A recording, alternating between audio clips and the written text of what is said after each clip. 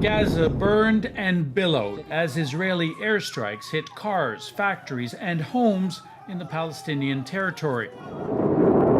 In return, hundreds of rockets fired by Palestinian Hamas militants streaked out toward Israel.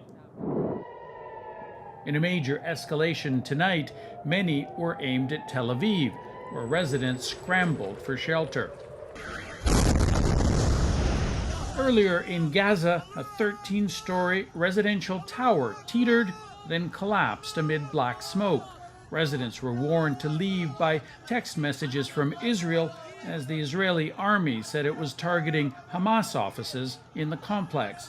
There were no reports of deaths there, but the streets filled with the funerals of more than 24 others. One was an 11-year-old boy. Why did you kill him? Asks his uncle. Israel kills and no one answers for it, he says, even though the whole world is watching. Along the border with Gaza, Israel lined up its tanks, threatening an invasion. And in a meeting with military commanders, Israeli Prime Minister Benjamin Netanyahu was defiant. We are at the height of a campaign, he says. The might and frequency of our attacks will be increased. Hamas will be getting blows it didn't expect. Israelis were not expecting this escalation either. In the country's south, rockets from Gaza flew from dawn, some hitting houses and killing 3 women.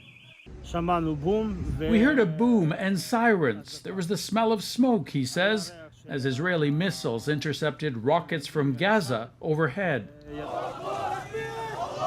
A spokesman for Hamas in Beirut isn't making any promises about how long these will continue. He blames Israel for starting clashes in Jerusalem. I'm not saying that we will continue firing the rockets. I'm saying that we will keep defending our people. We'll do our best to protect our holy places, the mosques, the churches.